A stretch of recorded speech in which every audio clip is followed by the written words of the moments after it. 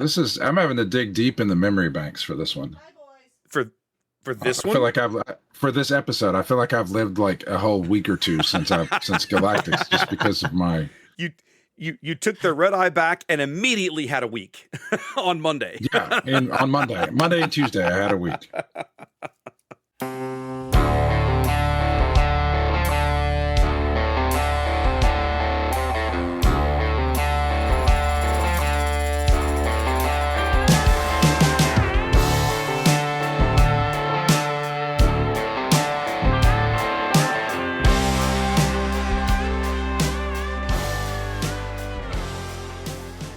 All right, welcome in, ladies and gentlemen, boys and girls, gamers of all ages. It's episode 37 of the On the Button podcast. My name's Wes. I'm here with my buddies Trey and Ian, and it is time to recap the Galactic Championships. Trey, how you doing, my buddy? How you doing? Well, I had an awesome time at Galactics. True. But it was like a hard break, man. I was in a casino, I ate dinner, and then in the intervening, 2 days plus, I have had a week. Because I was in the casino. I didn't gamble at all. I do not gamble. Yeah. But I had dinner, and then it was time for me to go. I'd already checked out of my hotel, so it was get up and go. And I went to the airport at 8:00 on Sunday night, and my flight wasn't until 1 a.m. So I just had 4.5 hours to sit there, and then my plane leaves at 1 a.m. And I can't sleep on a plane because, as many people who met me this week can attest, I don't fit on planes. And I sat I had good leg room. I had a good seat, but I was up against the window. So I sat kind of like a parentheses because my head is so high. And I just had to sit there. So I had like a rough flight home, 3 hours home. I landed, I get to my house. I am just a zombie because it's 6:20 in the morning. And then I had got like 2 or 3 hours of sleep before I had to get up and work stuff to do. Be an adult. And so then, the rest of the day, I still haven't caught up on sleep. So if I have a massive yawn, it's because I haven't finished catching up on sleep. Yesterday, I had 2 cars break. So my wife gets up and goes to work in the morning, and her AC is out. And so she has to take her car to the shop. So she goes to work, she gets up, she goes to the shop, drops her car off to get the AC worked on. And I'm like, all right, she has clients. She's a therapist, so she has clients she's going to see at home. So I'm like, I'll come get you. And I come jump in my truck, and I drive down the road, and I hit a pothole and destroy the suspension on my truck and have to pull it off to the side of the road. So that is, oh my God. I got the bill for that today. Oh God. It's $3,000. That sounds about right. Yeah. I have $3,000. My truck is barely worth $3,000. I was going to say, 2005 Dodge Ram. Your truck is 20 years old, buddy. my truck is more than 20 years old. So, but yeah. So, and I'm just I'm still haven't caught up on sleep. I had all this stuff happen. I have had a week in the last 2 or 3 days. I don't envy you for the red eye. I hate short nights like that. Right. Whether I've done a red eye back from the last TwitchCon I went to, I did a red eye back from LA, and it was brutal. I just told myself no, I'm not dealing with this again. So I'm just not for me, right? But yeah. I'm super glad I saved the $250 now, because it was a drop in the bucket of the expense I had to pay on these stupid cars. Aren't you glad you had that money when it came time to repair your stupid I know, cars? Right? Ian, buddy, where are you at? How's your week going? How's things? I didn't get to pay any attention to what went on Galactics because I was doing inventory. Now inventory went great. We only had 2 recounts, which is a new record for me. Went really smooth. We got out of there before midnight, so that was a new record too. Nice. So was ready and prepared, but I didn't get to watch a single match. The only thing I've watched is a couple of videos on YouTube about what happened. Okay. And our text stream. Our running text thread. Yeah. I was getting throughout Galactus, I was getting half information. I was trying to decipher what it meant. I was what does this mean? I was oh, okay, that's kind of interesting. I was and I'm coming to my own conclusion. So I did a good job. We did draft last night, so there's no real time to talk about Galactics. So true. Looking forward to chatting you guys up about Galactics right now. What's up with you, Wes? Anything new? No, trying to get back into work. We didn't come back until Monday afternoon, so we landed, I guess, about 18 hours behind Trey. We got back around 10 o'clock Monday night. We took a I think it was about a 4:30, 4:45 flight out of LA. So we slept in a little bit. I had arranged for late checkout. We got up, we went and met a friend for brunch.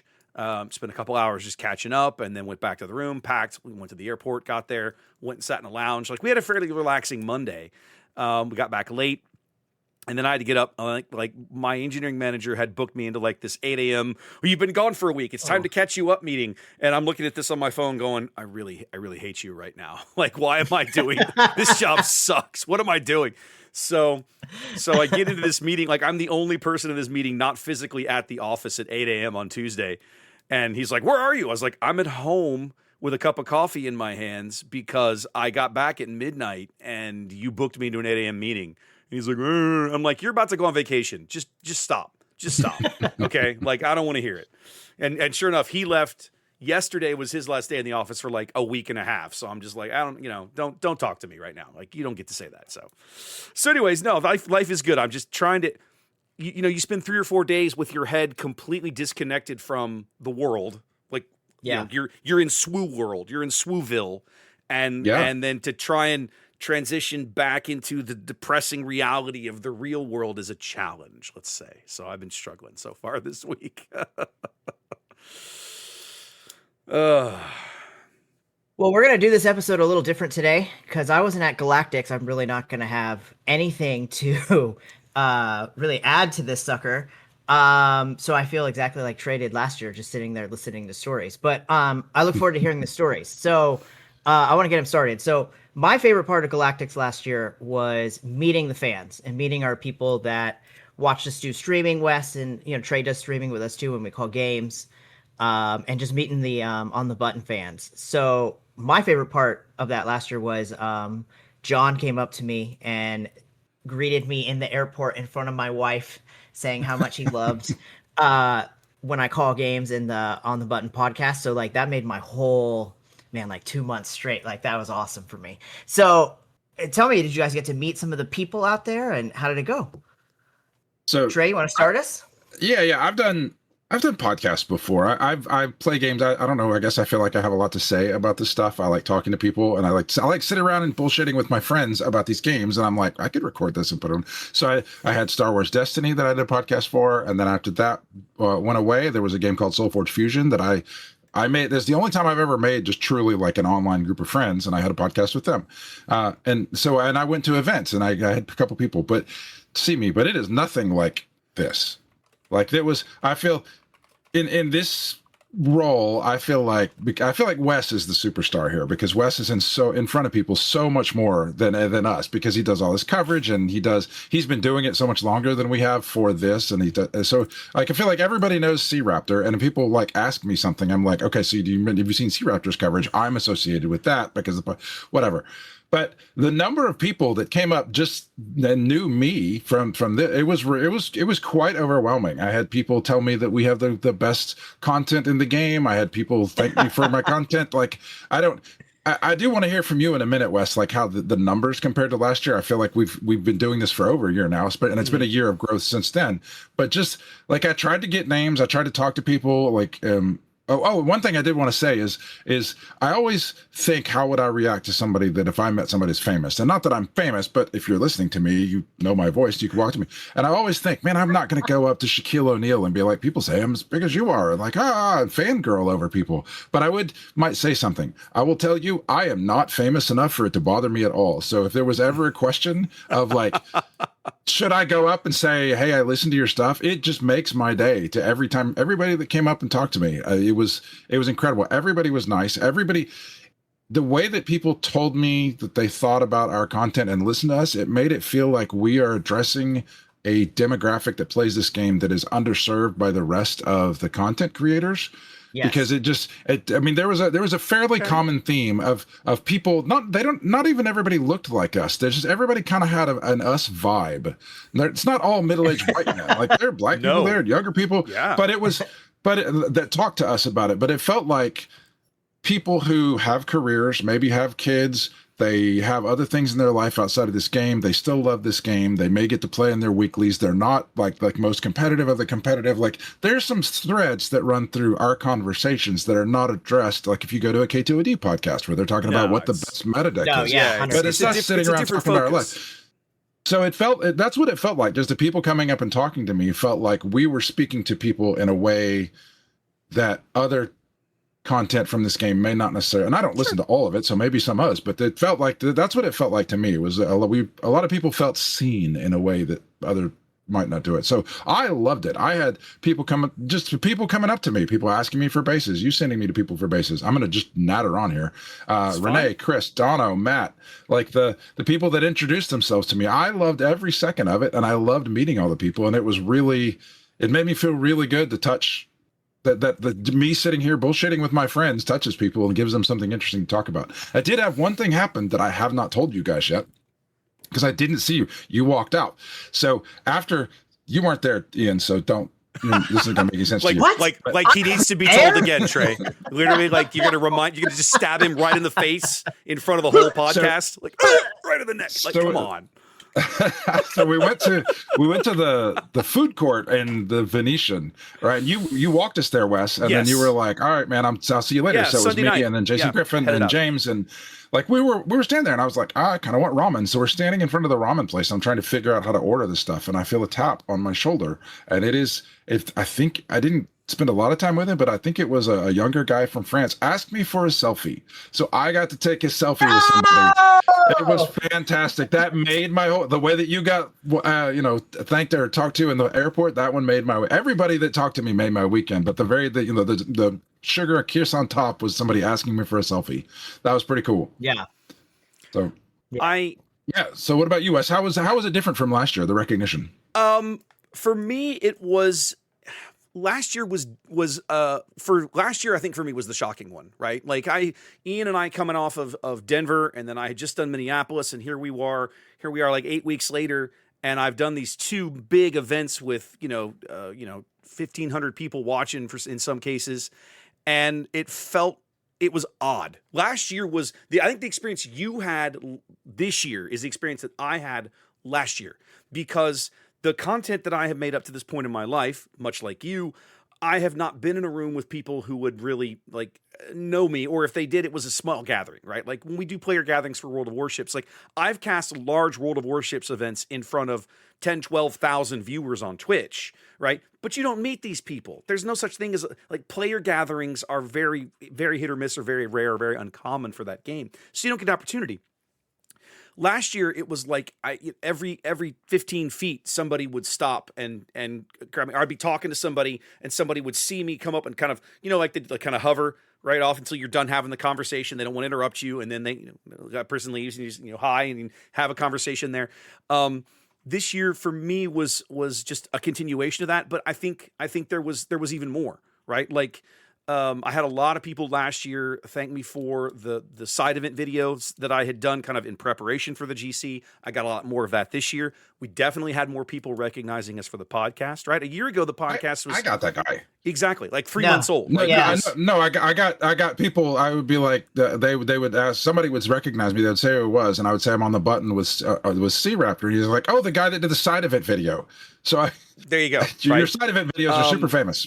Yes, exactly. I get a lot of views for those because people they're like me. They've got that little bit of analytical brain, and it's like, okay, I've got limited time. I'm either got to watch my wallet, or I've got to make sure I'm maximizing the time that I've got available to take home whatever it is that you've decided that you want to try and earn with side tickets and stuff. And so going through and doing a little analysis there, I found is very helpful. But this year, getting some recognition for the podcast, right? And the number for the difference this year for me.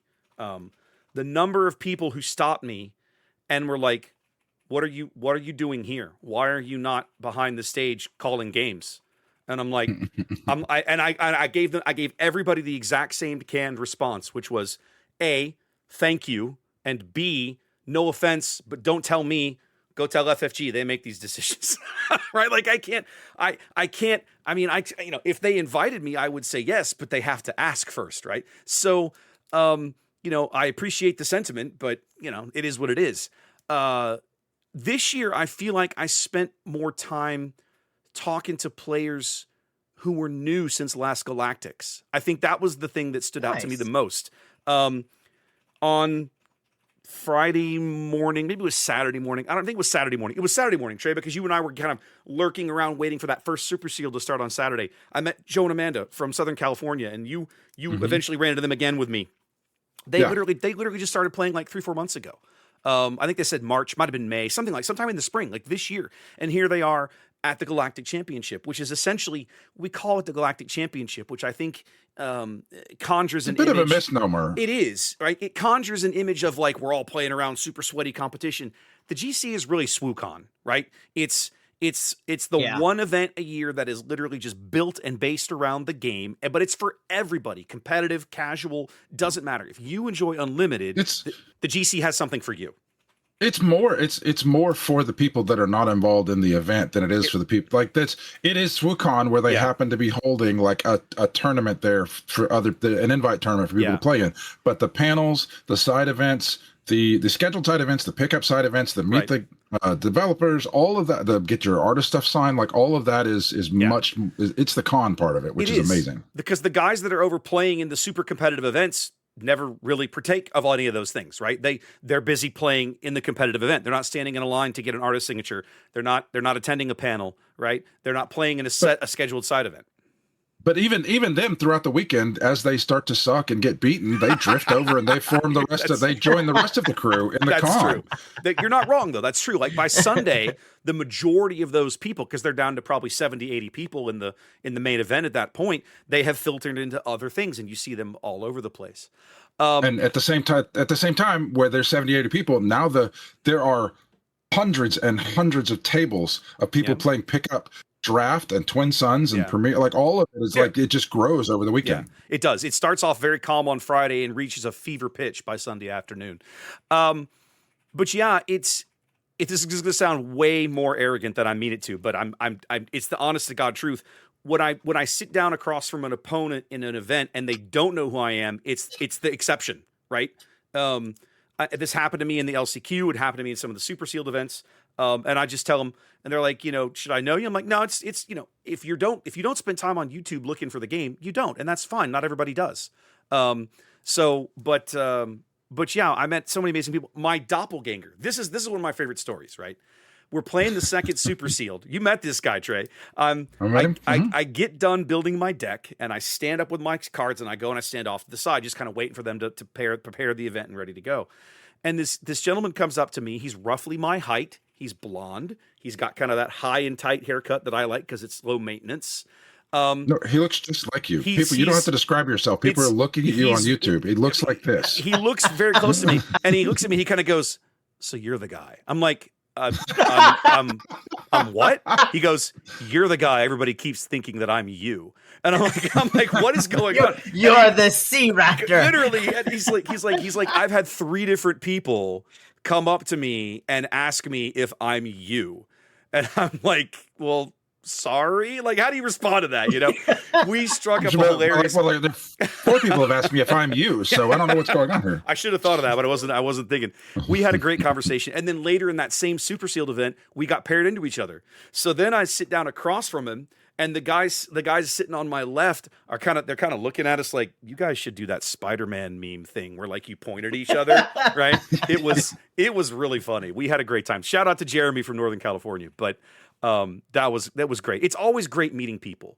To kind of to your point, Trey, what I tell people, I've said it on this podcast, I've said it on my own channel, I will continue to say it. If you have a content creator, it doesn't matter what space it's in, what game it's in, if you have any content creator that you enjoy, the best thing that you could ever do for them costs nothing.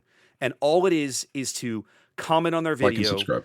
Well, yes, but comment on their like comment on their video or send them a message, or if you meet them in person, shake their hand and just say, "Thank you, I enjoy what you do." That is one of the most energizing things that you could ever say to somebody in this space. So if you did that to us or any other content creator over the course of the weekend, kudos to you. You are my hero. So, I didn't get a base this Tuesday. I'm going to take it that the base hands out was a big hit with the fans. Yeah, Trey, they were. Trey didn't have many left. I didn't have many left. I kind of split them. Wes came to pick some stuff up for me before he left, and I split the batch I had in half, and we took them up there, and ended up most people, if they asked, I'd be like, here, pick 2 of them, and I had quite a number of them. Yeah. I don't know, a lot of these interactions with somebody were them coming up saying, oh, I love your stuff, blah blah blah. Can I have a base? And then I'd be like, pull fan them out and be like, hell yeah, which 2 would you like? Yeah. And oftentimes that actually led to somebody, like I would be doing something, somebody would come up and introduce themselves, and then they'd ask for a base, and I'd pull them out. And of course that leads to somebody across from me or next to me, or they would be like, what, I don't understand what's going on. And then I would on the button, and I do a lot of maker stuff, and I made these bases. These are just generic 30-point bases, and they, oh cool, can I have one? And so hopefully that grew the podcast with the QR code on the back. Yeah, they were cool. They were a big hit. I had a couple people find me and ask for them. I had one guy, again, that same Super Sealed event, I'm sitting down playing, and he spots me from the main aisle. He comes over a couple of chairs, taps me on the shoulder, kind of shakes my hand, and asks for some bases. And I pull up my thing, and I pull out a couple, and I said, do you want the other 2? He goes, yeah. I said, Trey's about 4 seats to my left. Go hound him for the other 2. And so literally he just merrily walks his little way down there, and I'm just like, he'll take care of it. Right. And I talked to Trey afterwards, like, he come find you? He sure did. There you go. So he got a full set, right? Yeah. So yeah, they were great. They were great. They were a big hit. Loved it. Yeah. Now comes to what has worried me since this whole time, so I really haven't talked about you guys. Let's talk about how side events went. Did they fire? Were they going, or was it a standstill like it was last year? Or how did we do? Did we get to play events? Like, I'll tell you this. I did Friday and Saturday. They had 2 super seals. One started at 11, one started at 4, both days. Before that started, I said, I'm going to go play some Twin Suns pickup side events. The first day I got in either 2 or 3, and the second day I got in either 1 or 2 beforehand, because the side events fired so smoothly that I walked up. There was no line. I signed it. I had my name on a sheet of paper. They had a piece of paper. They wrote it down, and they were like, go stand over there. You're in Twin Suns 16B. And then I would go stand there, and there'd be 1 or 2 or 3 other people there. And then a couple of moments later, a judge would walk up with a little sign that said Twin Suns. He would grab us, we would go sit down, and we would go. And it was just one right after the other. I did not wait the entire weekend. Yeah. Oh, that is awesome. That is really awesome to hear. They really crushed it with on-demand, ODE, right? When you talk to a judge, they say ODE, on-demand events, right? That's how the judge staff refers to it, because it takes a lot of people to staff that area.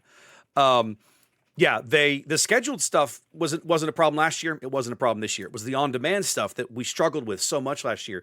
And it was one of the big reasons that I refused. I signed up for the LCQ on Friday because I didn't trust them to have it right. And to their credit, they made an ass out of me, because from minute 1, they had it nailed. It wasn't them. Well, it wasn't them. Whoever it was that set it all up, you did it yourself. No, that's definitely you do an excellent job yourself. Okay, sure, fine. I accept your praise. When you walked over there, Ian, you remember last year, right? When you wanted to sign up for, let's just say, Premier Pod, right? There was eventually, like, let's just say Saturday, there was a line, and the line kind of snaked its way through the walking areas of the on-demand area. So like you were constantly like having to walk through this line or dodge around it or look for the end of it because you didn't know where it was. Okay, none of that this year. When you went over to the side of the hall, they had large, like 8-foot wide aisles marked out with pipe and drape to funnel you, and at the front of each aisle was those little stand-up signs I sent you a video of, right? Eternal. Oh yeah, Premier. Where they took my box idea and they turned it into a little standing metal sign. Classy this year. Eternal Premier, Twin Suns, sealed and draft. So there were 5 lines, and they would funnel you up. There was a big L-shaped line. They would funnel you up to the sign-up table. At the head of that line was a table for you to fill out a little paper slip with your name. And you would go up there with your name written down, and you would hand them your side event tickets, and they would they would scribe it onto a little sheet. And when it fit, and then you would go over to like the little holding pen area, again marked with a sign. And then when your pod filled up, just like Trey said, they came, got you, walked you, took you over to the table. I think the longest I ever waited in line was about 2 minutes, and the longest I ever waited in the little bullpen area was about 2 minutes. Like they were crushing it. They were doing a great job. warms my heart. It Yeah. really does. Yeah. So From the jump and all the way through the end, there was never a hiccup either. It was I walked in the very first morning and it was super smooth, and it didn't get any worse or any smoother. Nope. By the time we played a bunch of Twin Suns pods on Sunday, still just as smooth. Yeah, we were still playing Twin Suns at 5:30 on Sunday evening, right? Like, oh, awesome, because they had cutoff events at like 11, 12 o'clock the previous year. Right. On Sunday, they did start cutting things off about 4 o'clock. I remember when we went to sign up for our last Twin Suns pods around 4:30, the sealed and draft lines were closed, which makes sense, right? Because those take extra time. The Premier and Eternal pod lines and TS lines were all still open. But not long after we signed up, they closed those off as well because, they got to start winding things down to get everybody out of the hall at some point. Yeah. That's awesome, though. Yeah, it was great. So what was the best event you guys played? Like, what was your favorite thing to play? I know Trey's answer, but go ahead. God. So I want to tell you that this is my story about the weekend. I didn't really know what I was going to do. So before I flew up there on whatever day, Thursday that I flew up there, the week before that, I was putting together decks. I wanted to be totally prepared. So I had like 3 different Premier decks that I wanted to play or have ready to go. I put together some Twin Suns. I got all the tokens sorted. I got everything sorted. And I did take 3 Premier decks. They didn't leave my hotel room. Oh, wow. I didn't play a single game of Premier with any of the decks that I brought the whole weekend. The only game, and I've been telling people I didn't play a single game of Premier. The only game of Premier that I played was when that was the only option available when you sit down and play against the developers. And I just borrowed one of Joe's decks to remember play. This. That's the only game of Premier I played the whole weekend. And they were good decks, but they were not like tournament winning decks. So I will tell you, when we talked about this before, I was excited about the idea of a super sealed. It sounded fun to get half a box and build a 50-card sealed deck and play. And so I was like, I'm just going to do that. And I have never been more right about a decision in my entire life because it was just the greatest. You spent the first half of the day playing sealed, then you rent it right back from 4 to close, from 4 to close. Mm-hmm. And you just it was just build the sealed deck and play all day, every day for the first 2 days. And it was incredible. It was so much fun. It was fun to open the cards. It was fun to talk. The people that you get in those events are, especially the very first one, but in all of them, it's people that are not trying to win in the LCQ. They're not in the main event. These are the people that showed up for the con, as we've now called it. So, I mean, it was just an incredible experience to sit down from a bunch of people that are there just to experience the con like you are, play in the sealed events, crack half a box, build your deck, and then play these games that are just such good games. Yeah. Like every game came down to interesting strategy decisions. I did really well. So I played in 4 of these. I went 5-1, 4-2, 5-1, 4-2. So I hit the tickets hard. I was able to do really well with the tickets hard. So I don't know if we're going to get to talking about it, but I do have one really great story. So I guess I'll tell now. The story of this is an example of how close the games were. I was there for this one. I remember this. And I had, you were watching it. I had multiple games. This is the closest one, but I had multiples that kind of ended this way. So we both have 30-point bases. I have taken 27 points of damage on my base, and my opponent has taken 27 points of damage on his base. I have claimed the battlefield. 29. He was at 29. No, not yet. Okay, all right. He was at 29. He might have been at 29, 27, whatever. So whatever. If he's at 29, that's fine.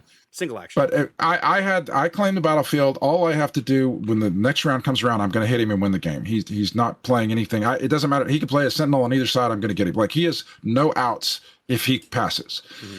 I have 27 damage on my base. He has one guy standing up, and it is the Rancor Keeper, the 2/4, that when one of your guys gets damaged and doesn't die, you can ping a base. So he's trying to do 3 damage to me. And that's the only guy that he has standing up. And so he has the 2 damage, but he just has to attack me to get the 2 damage to put me at 29. But he's trying to get that 1 extra damage. And he's just sitting there and he's deep in the tank. And then he goes, okay. And he taps 3 resources and he plays the sharpshooter guy, the 3/3 that deals 2 damage to an upgraded unit. So he plays this guy, and he has a Mandalorian token that has a shield token on it, and he goes, play this guy, shoot my Mandalorian guy, deal the damage to you to do the 1 point of damage. And I was like, oh, Oh, that was a great play. Wait a minute. I don't think that works. I think the damage got prevented. So we had to call a judge over to make the ruling that said that no, the damage does not consider to be dealt, so that it doesn't count for dealing that 1 point of damage. So he was able to get me to 29, almost come up with an crazy off the wall fun play to get that last point of damage in, but it just doesn't quite work the way he wants for the rules. So then I pick up the win on the next round. And I played so many games that were basically that. And it was just, the sealed is so much fun. Yeah. If you're on the fence and you're like, I don't want to go play or try to the LCQ or try to win, who cares? Show up and play in Super Sealed, because it was unbelievable. All weekend, 4 events, the entire day, Friday and Saturday. It was unbelievable. Sounds fun. Yeah, for me, Super Sealed was the huge winner. I played well. I played a little more variety than Trey did, right? Because of my distrust of the side events, right? I entered the LCQ on day 1. My Friday was bad because I stuck in the LCQ longer than I should have. I started off 0-2. That should have been it. I should have walked away right then and just played some Super Sealed and done literally anything else. But in my brain, I keep telling myself, no, it's okay. You can get to 4 wins. If you can get to 4 wins, it's okay. And then over the next 2 rounds, I got 2 more wins and got to 2-2. I was like, okay, no problem. And then I lost 2 more. So now here I am at 2-4, and I've had my fill of Premiere for the weekend. I'm done, and I look at the clock and it's 4:15. And so I walk, the Super Sealed the event has just fired. They're building their decks. And I'm like, I wonder if I can sneak in, because I can build a deck quickly. It's fine. So I walk over to the side event table. I'm like, hey, is it too late for me to sneak into the Super Sealed? They're like, yeah, it's too late. I was like, oh, so that was on me, right? Like Friday was bad. So I told myself Saturday was always my flex day. I'm like, okay, Saturday I'm going to do nothing but Super Sealed. Like Trey, best decision of my life. I got up on Saturday morning. I went down to the hall. I don't think I played a pod before this. I might have. I might have played 1 game of TS, maybe. I don't remember. I wandered around. I chatted with people. I explored a little bit. 11 o'clock rolls around. I sit down. I open my 12 packs. I have a banger pool for Balin Green. I have a Chimera and a Darksaber in my 12 packs. And so I'm like, Balin Skull, let's go. And I went 5-1 and had a blast and won a mountain of tickets and met all kinds of awesome people, and discovered very quickly I love this limited environment for Ashes, because no single leader dominates the field, right? For a year now, even CAD. For a year now, the limited environment in every set has had at least one hero leader in every set, going all the way back to Legends of the Force, that handed out experience tokens like they were candy. Like, here's a little Pez dispenser, experience, and just spit it at people, right? And it warps the whole format, whether it's Velsartha, Leia, or Obi-Wan. They've all done this. Finally here, as we get to set 8, nobody does that anymore. And my God, what a difference it makes with all of the leaders now having a little flavor, a little thing that they do that's interesting and viable and fun. Cat is good, but he does not dominate the format the way that Leia and Vel and Obi-Wan did, given half an opportunity. And so Super Sealed was just a blast. My second one in the afternoon on Saturday, the pool wasn't quite as bonkers crazy as it was the first time, but I was like, no, I'm playing Balin Green again. Like, the cards were good enough, and man, I had some fabulous games. If you've watched any of the Texas coverage, I got paired against Owen Frank, who was a kind of a regular at Austin PQs, and he was playing CAD, and I was playing. He was my one loss in the second Super Sealed. I was playing into Balin, and I took a big lead. I think I got him down to like 27 or 28 damage on, and I had maybe like 6. And just like that stinking final game of the overall event, he managed to find ways to keep me off the board with his deck, and I couldn't finish him off till he won the game. And at the end, I was like, "Damn, you son of a bitch, that was a great game, right?" Like, he busted his butt and got that win. It was a great game. I did some Twin Suns pods on Sunday. That was a blast. But really, Super Sealed was the big winner for me. One of the interesting things that they did the night before, 7:30 p.m. Pacific time, the night before the con opened, they went into the website and rewrote the pay scale, the payout, the prize tickets payout for every scheduled side event on the calendar. Did they increase? They all went up. Now, what happened was, I don't know if you watched the video I made, but what the way the payout for most of those events was designed was that it scaled, right? You won 1 game, you got 300 tickets. You won 2 games, so you got 600 tickets. You won 3 games, you got 1,000 tickets. And so as you won more, you earned more tickets. The problem is that when you do that, you have to wait until the very end of the event is over to pay anybody anything because you have to know their final record. Yeah. Apparently, I mean, I pointed this out in the video I made 10, 12 days before the event. Apparently, this didn't dawn on anybody till the night before when they were like, oh, crap, we can't just walk around and lay tickets on the table on all of these side events for the players to play for and figure it out. So what they did was they rewrote the pay scale so that every win was a fixed payout and they could just pay them out as they went. And when they did that, they aired in the upward direction. So they increased the payouts for most events between 200 and 300 tickets a little bit just to kind of make it even. Yeah, so the payouts for the Super Seal, the way they would do that is you sit down, they hand you your box, everybody gets 500 tickets just for showing up. Yep. And just for showing up. And then you sit down to your first match and everybody's paired up. You got all the tables there with everybody lined up on them or sitting at them. And then they just walk by, and for every match, they throw 500 tickets down in the middle, and you guys are playing for this. And it's such a difference in engagement because you're not in, like you were just saying, in a super field, you went 0-2 and should have dropped. And then what? You just paid all that money. You played 2 matches. You lost. What a crappy experience that is. Yeah. But even if you're 0-5, you still have that 6th match where you're going to sit down across from somebody and they're going to throw 5 who was also 0-5. Yes. And they're going to throw that 500 tickets on the table. And so you are still playing for prizes. Yeah. And so that was an incredibly much better way to do. What a terrible way to say that. Incredibly much better way to throw out tickets and keep people engaged throughout the whole event. So you had 128 people playing in the event. And by the end of the event, you still had 128 people playing in the event because that last round was worth as much as the first round. Yeah. It was awesome. They were really well designed that way. You very rarely saw people drop out. You guys have talked about all these tickets. Let's talk about the prize wall. Did you get the things that you wanted? Were you excited about the stuff on the prize wall?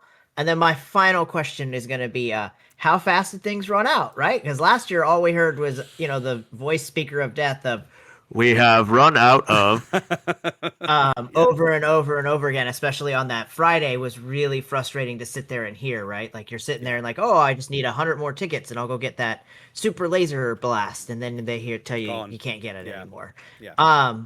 So how did that go? Overall, what did you think of the prize wall? What did we think, guys? So I'm going to let Wes take this one to start with because I have some very specific points I want to make. Wes can do the better job of comparing this year to last year. Okay, fair enough. For me, the prize wall overall was a miss. They didn't really run out of things. There were 2 things that I know for a fact they ran out of. One of them was the little token packs, right? They had the little token packs that was Mando and Credit and then like Spy and whatever it was. There was like the little token packs, right? Those were actually relatively well priced. I think they were 300 tickets for the token packs. They ran out of those. I don't know when they ran out of them, but they ran out. The other thing they ran out of was the mat that for the single reactor ignition artwork that matched the promo card that you got for playing in the LCQ on Friday. And those mats went fairly quickly. I think by Saturday afternoon, like I'm trying to think. Yeah, I think by Saturday evening, afternoon, they were gone. I remember going to spend tickets on Saturday night before I left the hall, and there were none. There was none in the stack. They put out a handful more on Sunday morning, but if you didn't have a VIP badge to get to the prize wall before 9 on Sunday, you probably didn't get one.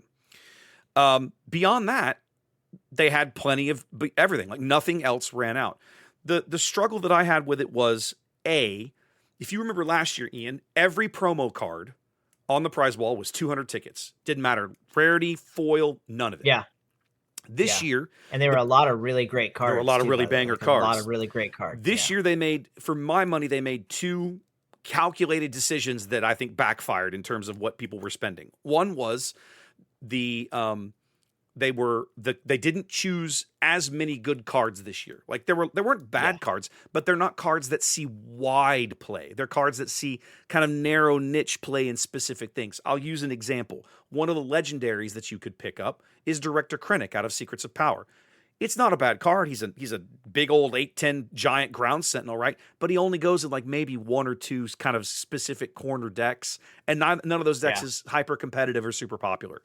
So, like, if you love that thing, you go get it. But okay, fine. The other thing that they did was they graduated the pricing.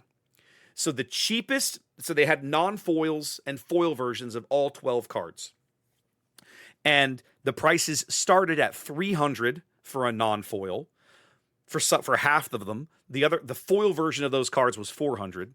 Then some of the non-foils were $500, like the legendaries, and then the foil versions of those were $600 for a single promo.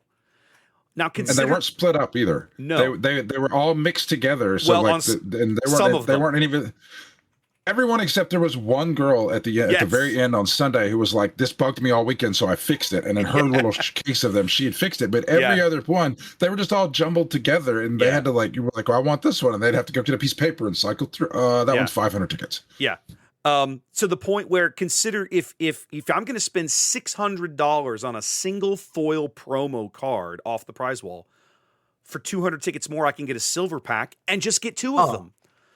There's none of those cards should cost more than $400, because if they do, you're robbing me blind. Like, let's be honest, you're just robbing me blind.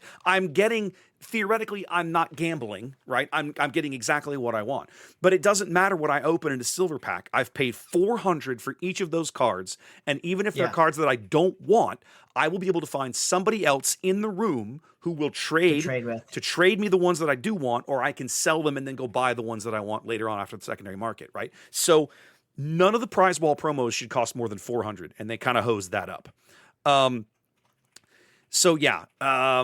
The other big miss for me on the prize wall is that I talked about this a little bit in my video. You know, the showcases last year were $2,500. They were $2,500 if you bought the pair, $3,000 each. The Twin Sun showcases this year were priced at $2,000 each, and I think that's too high. Now, they definitely, there were people that went out of there with full collections. Okay, so it's not like it was unachievable, but I think they should have been about half that. For leaders that are in a very niche portion of the game, they can't be played outside of Eternal and Twin Suns. They are never going to be big ticket items in terms of the secondary market pricing. 1,000 tickets is more than reasonable. Maybe if you want to get real chintzy, you could say 1,200, right? Fine.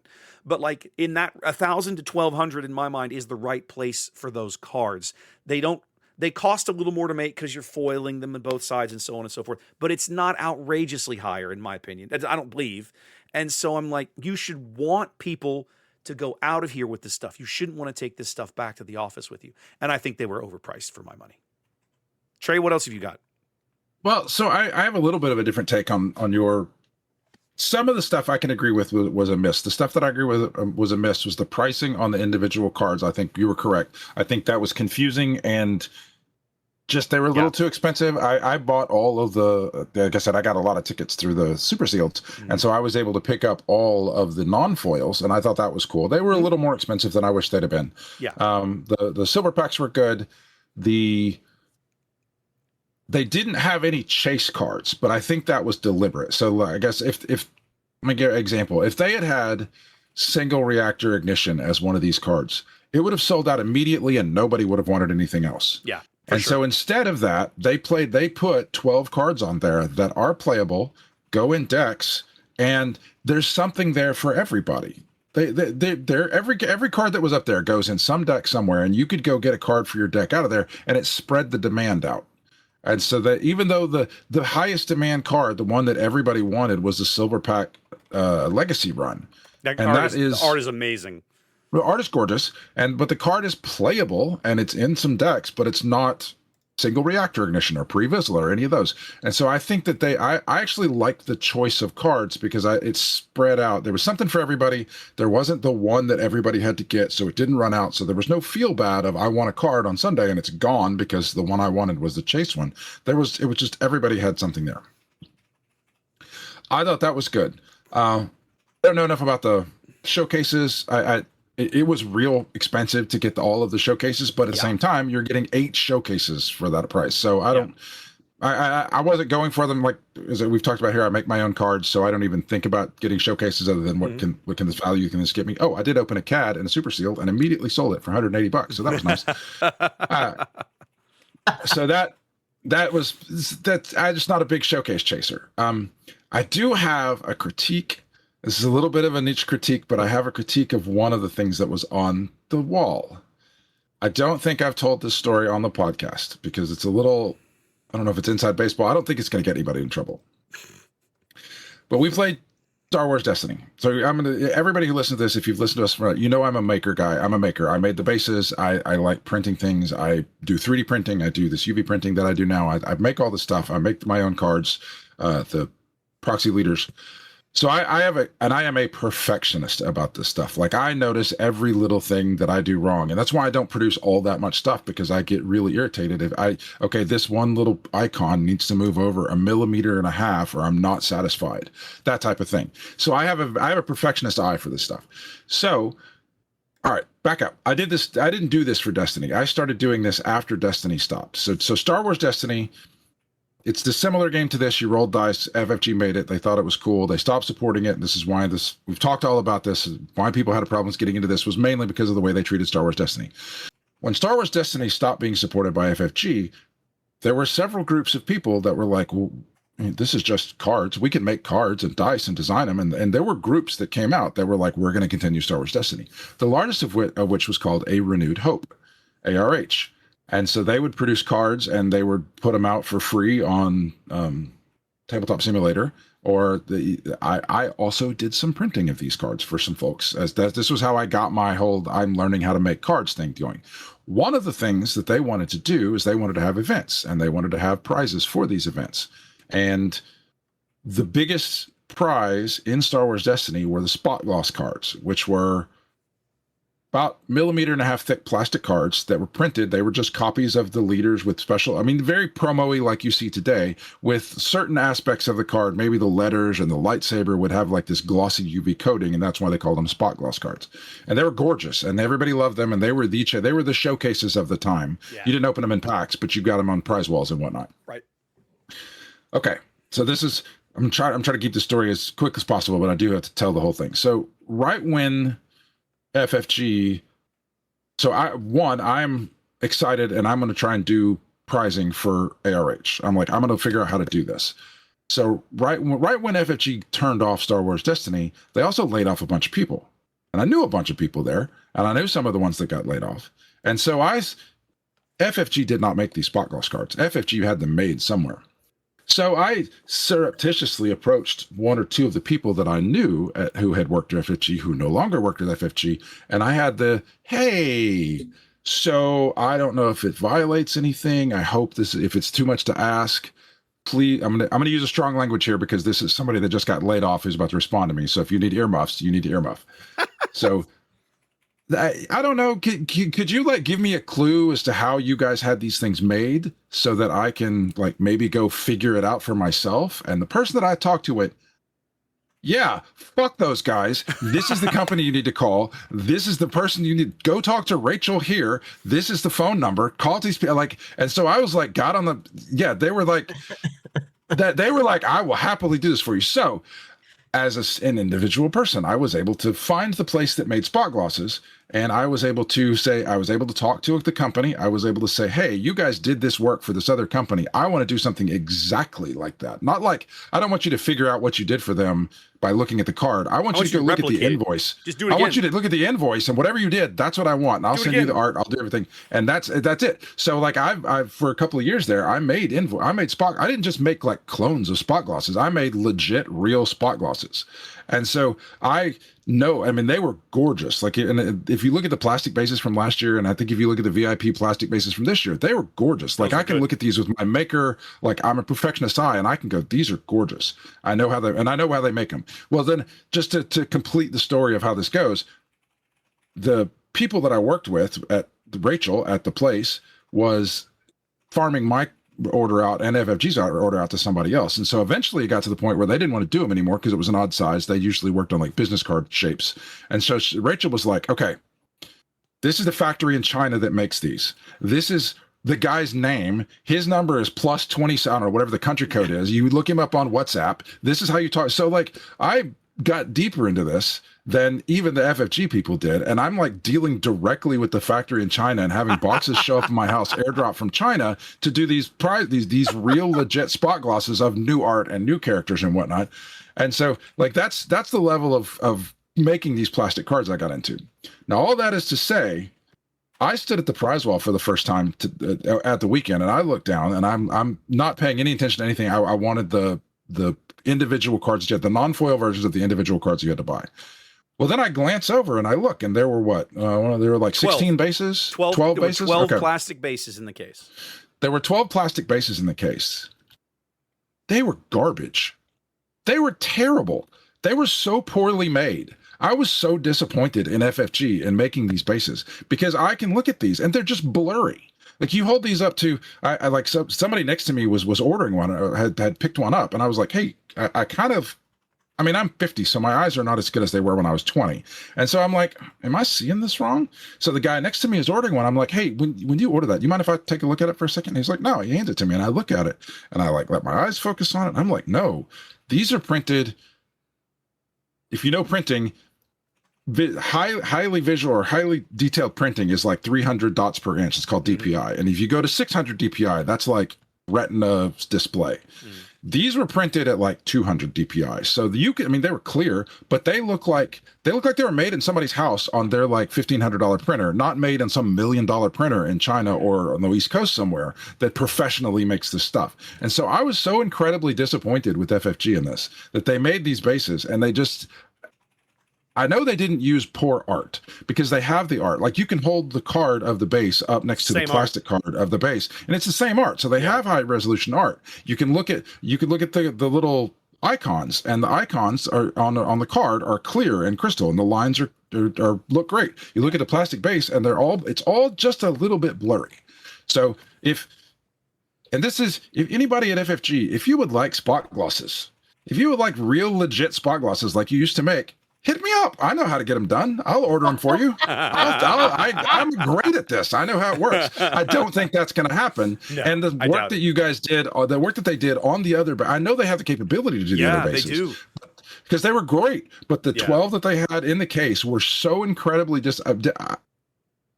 I have a whole spiel that is coming in some of future podcasts about how I wish this company could feel embarrassment. Because they make such terrible decisions and then just march forward like this is the greatest idea in the world.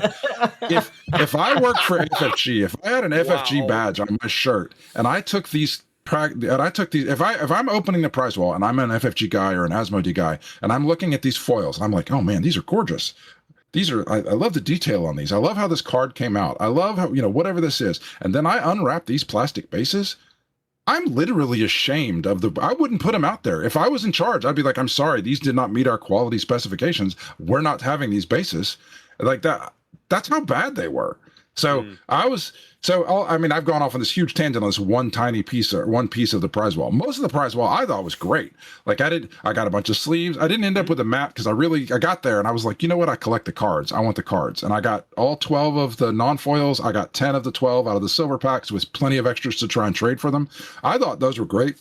I thought the selection of cards was really good. Even though there was no chase, I thought that was a calculated decision. And I thought it was a good decision to keep stocks high. And there was something for everybody, and not something that everybody wanted. And so that meant that everybody could get the card that they wanted. So I was fine with that. Pricing on the showcase is a little high. Pricing on the other cards that I got were a little high. I'm okay with that. But the plastic bases, oh my goodness. Nope. If I'm in charge of that walls, these do not hit the price because I make plenty of stuff that comes out bad and I just won't send it out. I make things that turn out incorrectly and I could just give them away, but then if I give them away to like my friends who play with them, then they're displaying my wares that are poorly made for other people, and that's a bad advertisement for me. This is a bad advertisement for prizing. They were awful. Yeah, I can't argue this point. I didn't see it. I'm sorry. I can't help but laugh about this, Ian. I gotta say thank you to everybody who brought me stuff back. Jason brought me a deck box and some sleeves. Mm-hmm. Wes, my guy, brought me some sleeves and 4 of those bases that you're talking about. Yep. So I'm actually very happy to get them. They are not the best printed quality, but I'm super excited to have them, and they last a couple of years, so it'd be fun to have. So thank you, and Trey picked me up a couple of cards too. So thank you guys for everything you brought back for me. Much You're welcome. appreciated. I didn't notice any of this until Trey said something. He's like, "Have you really looked at them? Have you really looked at? I can't like. Yeah. I don't think. I think how he phrased it was, look at the artist's name in the bottom left. When you look, he goes, well, look at the card. You can read the artist's name. I said, yeah. He goes, look at the plastic base. Can you read it? And I was like, no. The plastic bases look like it's fuzzy. They look like if you ever load up a video game and the character, and then it loads a skin over the character, right? Mm-hmm. Like it doesn't load everything right away, and then you get all the detail a little later. It looks like it's just missing that detail. The little loading thing is still churning. It's just not showing on the base, right? Like it's still loading. Yeah. Like I play Gears of War all the time, and your character loads, and then like 10 seconds later, they look like they're supposed to with all the skins and loading. And it looks like it's missing those skins. And if you're somebody at home and you're making proxies, these are great. Like these, if you have like the UV printer and you want to put this together and like you show off what you've made for somebody to make these at home, it's perfectly acceptable quality. But to show up at what we're going to call SWOCon and Galactics and the biggest event of the year and put this crap on the table to say this is our prize, please buy it. Oh, I would have been so embarrassed to open that package and lay them out there. I didn't notice it, but now I can't unsee it. After he told me, he said something to me on Saturday. I was like, I just ruined plastic bases for so many people. I can't unsee it probably, but whatever. They're still fun. So when you guys were at Galactics and you were playing all these games, we got to change the subject. These plastic bases, they don't look great, but we got to go on. I get passionate about making things, man. I'm super passionate about it. We know. We helped you. We didn't help you design those cards, but we helped you come up with titles and things like that. And like, that's true. The amount of feedback and questions that you have, we know how much of a perfectionist you are. Oh, yeah. At least the two of us know, at least. Our audience now knows as well. Guys, but, you don't know the half of it, but continue. Yeah. What were some of the things that, when you guys were playing, like this podcast was kind of born out of us just sitting around a table and having conversations about SWU. So when you're at this event, like this kind of large event like GC, and you're sitting down and you're playing these games, what were some of the conversations you had with other players? What are they liking about the game? What are they not liking about the game? Like what's going on out there? Like I talk to you guys and my local people, and that's really about it. So what's going on out there in the community when you guys were sitting down and chatting them up? Trey, jump in, baby. Well, yeah, most of the stuff, the conversations I had conversations in heads up games in limited were mostly about the game I was playing. There wasn't any kind of like lean back and muse about the general state of the game. It was just about what we were playing. In Twin Sun, when we played a lot of Twin Suns, there was a lot of lean back. What do you think of this? How's it going? People, the biggest thing that came up, and this is its own topic that we've talked about for almost the length of this podcast. One of the very first topics we got into is how broken regular packs were. And I mean, it culminated with stores dropping the game because there's just no reason for people to buy the regular packs. And not anymore. Another thread that we have noticed along the way is that we have given major kudos for is that FFG and Asmodee have proven that if they see something wrong with the game and they get feedback that says this thing is wrong with the game, they're perfectly willing to make a change. So with the advent of Lawless Time, they made some excellent changes to the way the packs were put together. And 100%. Now, like everybody on this podcast is as grousey as we get about some of this stuff. We are all like, these packs are awesome. We think these are, us. We're really happy with what they did for the packs. The other side of that coin, though, is where are Carbonites now? And I had independent, brought up by different people, multiple conversations about this over the weekend of people who normally drop a substantial amount of money on Carbonite when a set comes out who have just said, I'm not doing this again. Because there's no reason to buy you buy Carbonite product and you get nothing good out of it. I saw multiple posts at the beginning of this set saying I opened a Carbonite box and there were no legends in it. And that's just for the amount of money you're spending, there has to be something worth your while in there. And there's just not. So this is way better than where we were. This is the Carbonites are broken though. They're broken. And I'm okay with the Carbonites being broken because I don't want Carbonites. I want the game to thrive. I want regular people who are. I'm thinking of the dad with his two young sons who we actually know. I don't. They may buy Carbonite, but I'm just in general like the archetype of the family that plays this who doesn't have the crazy disposable income to just drop or all that money on getting Carbonite, and they would rather buy boxes or they want to draft together. Just the focus on the regular product. I'm very happy with where that is now, but I do have a number of people. I independently talked to other people that I did without prompting from me. They just said Carbonite is trash and I'm not buying it anymore. So that is a problem that FFG should probably look into, as long as it doesn't step on the toes of the fixes that they did for regular packs. Yeah, I had similar conversations with folks, again, largely unprompted, just talking through things. There were 2 Carbonite sealed events on the weekend, one on Friday, one on Saturday. They sold out both days, but I think a lot of that was because the ticket payouts were very high because you're investing a ton of money. It's $150 to enter one of these things. And you got a lot of tickets in a very short amount of time. I think it was for a 2-hour event. And you're $150, you got 6 Carbonite packs, and then I think it was 3,500 tickets. It was like a super sealed event, but at half the time. So they were charging a premium for it. But you talk when you talk to folks, the overall vibe on Carbonite is I think for my money, I think the pendulum has swung maybe a little too far in the wrong direction. He says, banging his mic. There's no pendulum. You have 2 independent things to fix. They fixed one of them, and the other one came down a little bit. When you say pendulum, that sounds like you want it to push back the other way. Please do not touch my regular packs. That's fair. I don't know that I wanted to swing back the other way, but I think Carbonites have actually fallen to a point where they're not they're meant to be a collector product, but even the collectors are looking at this now going, this is not worth my money. Look, as somebody who works retail, you can fix a collector's box real easy, right? So let's just compare them to the basic other collector's pack of Magic, right? Mm-hmm.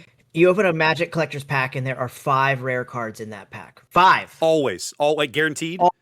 Okay. 5 guaranteed rares. Okay. Your last 5, you get 1 special insert card that is for that specific collector set, and you get 5 other rare cards. So you're getting 6 specialty cards out of a pack. I've opened 3 Carbonite packs, and I had 1 pack where I didn't get a rare card in the whole pack. That included my prestige card. Bingo. My prestige card was uncommon. Yes. There was no rare card. Yes. I cannot spend... I can buy 5 packs, and I can get 10 Carbonite, or I can get 5 Hyperspace, 5 Hypercoil cards at the same price that I buy a collector's pack, and I get 4 extra cards, but they're not guaranteed to be rare. Yeah. So you need to increase the amount of rarities per pack. There needs to be 4 or 5 rares per pack, and you need to maybe guarantee a showcase or a serialized card per box, like you do in sports cards collecting. If you buy a hobby box of sports card collecting, you have a guaranteed autograph per box. So you're going to have to do something along those lines to rebalance those Carbonite packs.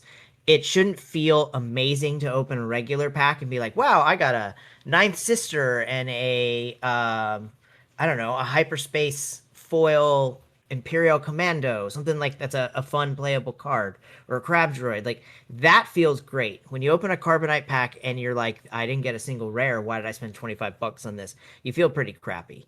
Yeah. So there's some easy fixes to that. You're probably going to have to increase the price to fix it. But even if you raise the price to $300 a box, but you guarantee X amount of rarities or X amount of showcases or serialized cards, I think that would fix that problem real fast, because it would make it a collector's product again. Yeah. They are $300 a box. Yeah. Yeah. 12, they are 300. Okay. 12 packs of 25. That's MSRP, 300. Oh, okay. Yeah. 300. Okay. Well, I don't. But to that point, nobody can sell them at $300 a box because they're not worth it. They're not worth it. But if you TCG Trader, they're going on TCG Trader. They're going for $220 right now. They're going for garbage. Yeah, they're super low. Right. So I think some minor tweaks to the Carbonite, and they'll fix it. But I think they're smart enough at this point where they're understanding that the legendary chase cards need to come out of your regular boxes so that you can sell your regular booster boxes and keep your stores happy. Right. And And they just need to do a better job of putting more rare cards in those packs. So when you open a $25 pack, it feels like a $25 pack. It doesn't feel like a $5 pack because that feels rough. Real rough. I don't really have any more. Go ahead, Wes. Well, I want to just to kind of continue this thread real briefly, right? I think you've hit the nail on the head, right? One of the best changes that they've made.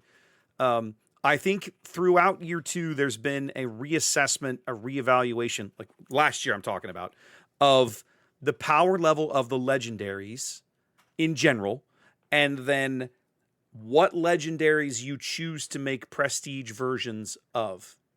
And that has now spilled into year 3. And now for 2 consecutive sets, and I think this is a good trend, by the way, the big sought-after chase legendaries in each of the last 2 sets have not had a prestige version of the card. I think that's good. And we've said that on the podcast before. I think that's a great change. To give you an example, do you remember last year, Ian, you talked about the pallets and pallets of product they had behind the stage? You said, you saw them. Okay. Yeah. Pallets. So unopened cards that they thought they were going to sell for draft and sealed. This year, they ran out of sealed Ashes product on the convention floor. By nice. late Sunday, they had one of the reasons they cut off draft and sealed earlier on Sunday is because they had no more packs, right? And now also consider they ran 5 large super sealed events over the course of the weekend on top of a 500 person draft for the main event on Saturday morning, followed by a 75 or 80 person draft for the main event on Sunday morning, right? On top of all the draft pods they ran on Friday. There were a lot of people drafting on Friday to practice for the Saturday draft. So there was a ton of draft and sealed going on at this event. They ran out completely. Like they had no more Ashes in the room to sell regular booster packs. So the regular boxes are going gangbusters. And so that's good, as Trey has pointed out, as we've discussed on the podcast before. That's great for your local shop, right? When they stock product, it needs to be worth buying.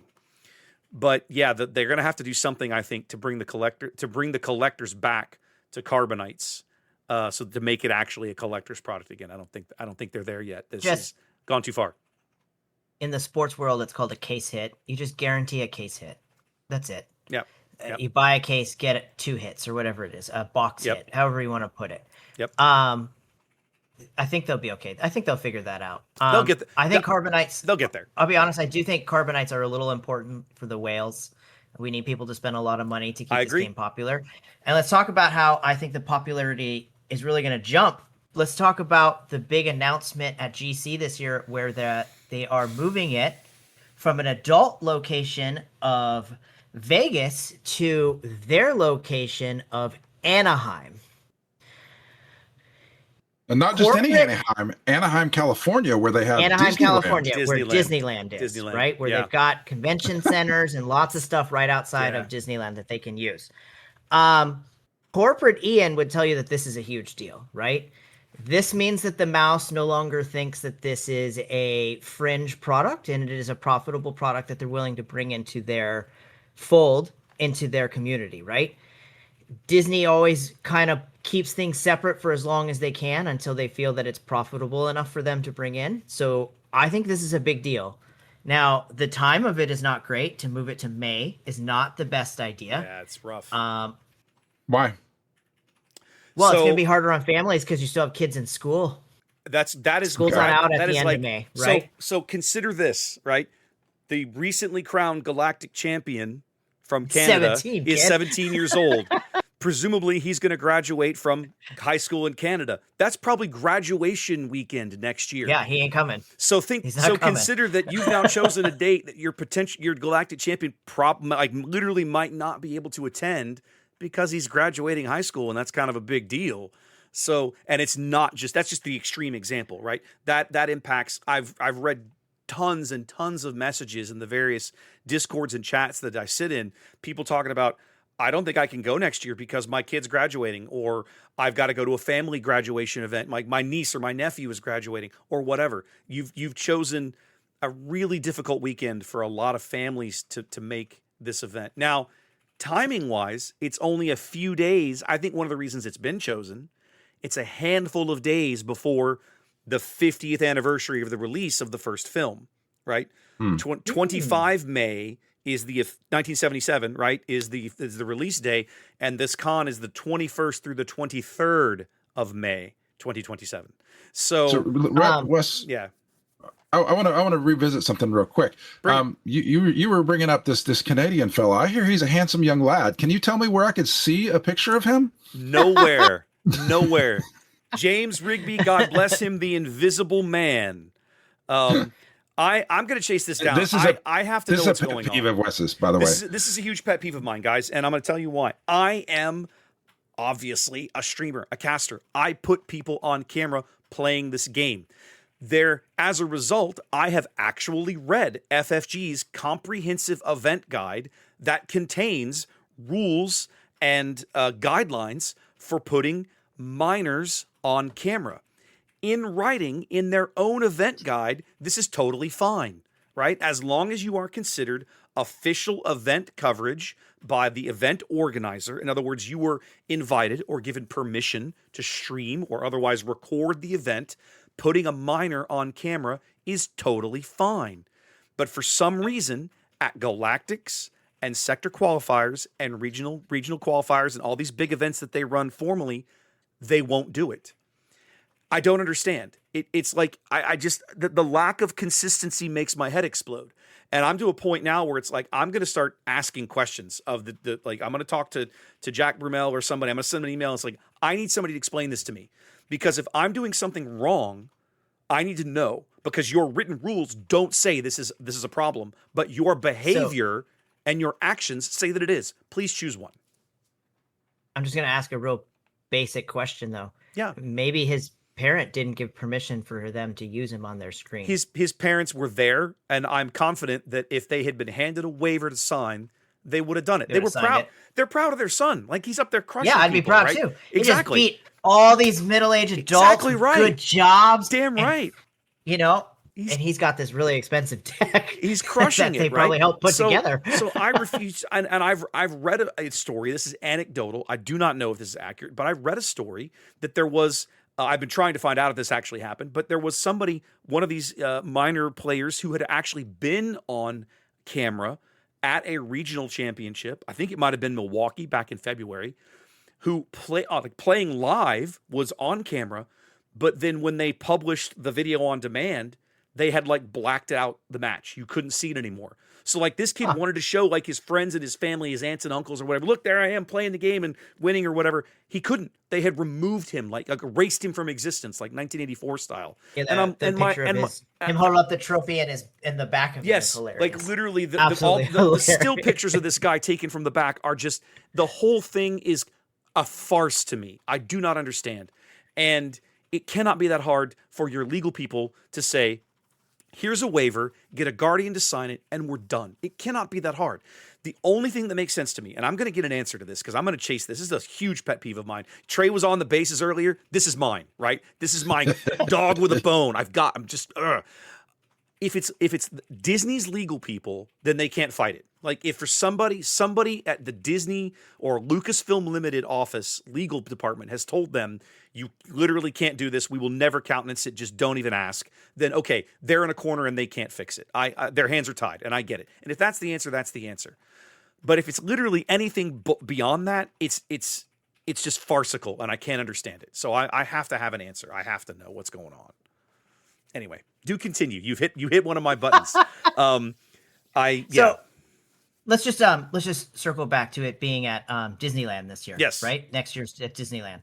So you guys have talked about the con portion of this, right? You have the Galactic Championship and you have the con portion. This shows, I think, in my opinion, that they want to put more time into the con version than they do the competitive scale, right?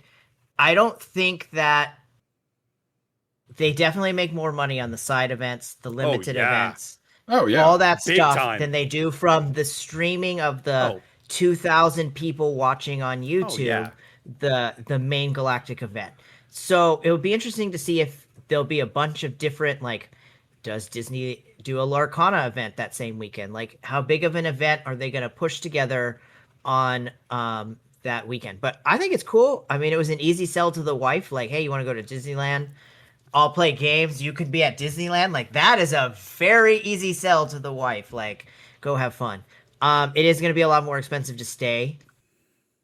It's going to be more expensive to fly out. Vegas is cheap to stay, cheap to fly, cheap to get to, cheap to stay at. I mean, for the most part. It can in comparison to Anaheim, California, near Disneyland. Yeah. Let me tell you, it's way cheaper. I was way really hoping. cheaper. I was really hoping they would be choosing a cheaper location. I don't feel, from my experience, Vegas is not like dirt cheap. Like, I don't feel like we're getting robbed by paying the rates we're paying in the Venetian when you stay on property, like in the same hotel as the event. But it's definitely not outrageously cheap. I was hoping for something just a little more affordable, and we kind of went, for my money, we went the other direction, right? Like, we went like, oh, you thought it was cheap, you thought it was expensive before. Way. Just jack it up now. Complete opposite way. One thing that is not clear at this moment is, are they holding the event on property at the Disneyland Resort? There's apparently some kind of convention space over there. Or are they holding it literally across the street at the Anaheim Convention Center? I've heard people say that they think both is true. I don't know which is true. They haven't sold us. The announcement said this is at the Disneyland Resort. Correct. But I've spoken to people who don't believe that they can fit the event in the convention space that's there. I don't know. Oh, okay. I literally don't know. It's not. I've been to that convention center once at Disneyland. It is not big enough to host. I mean, you could cram in the tournament, but you couldn't do the side event stuff. Right. So there's a good chance, like, if you make day two's in.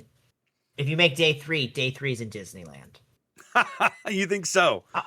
Well, I mean, like, if I'm them, right, and you want to use it as a nice advertising piece, there's plenty of places that they could play, and you could, as just a random person, walk by and be like, oh, what are they playing? Oh, come over here and play this game. Let me sell you some stuff.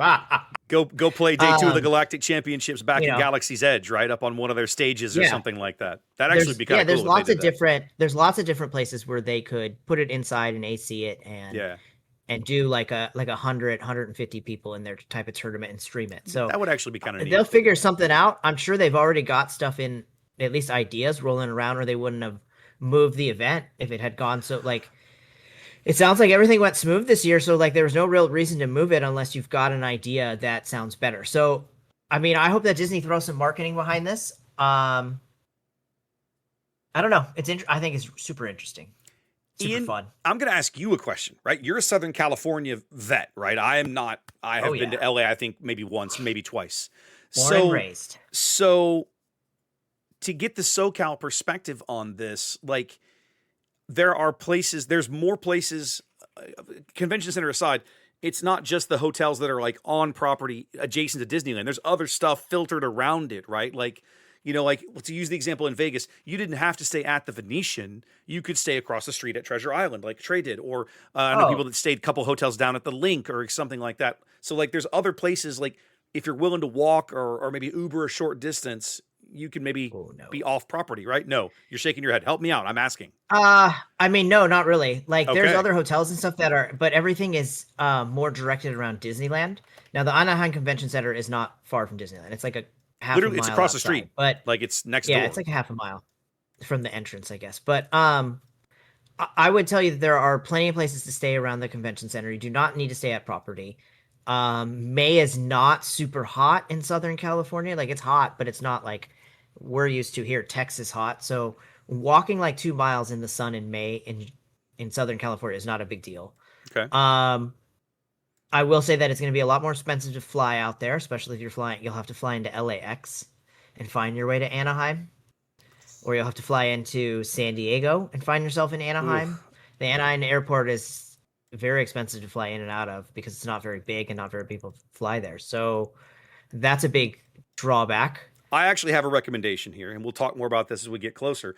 The only Road time, trip. well, maybe the only time I've done that drive, cowboy. That's so rough, bro. The only time I have been to LA was for a World of Warships event about 8 years ago. Okay. we did a player gathering aboard USS Iowa, which is in Long Beach. And we didn't fly to LAX. We flew to John Wayne Airport, which is south of Anaheim. The actual call sign of it is it's SNA because it's near Santa Ana.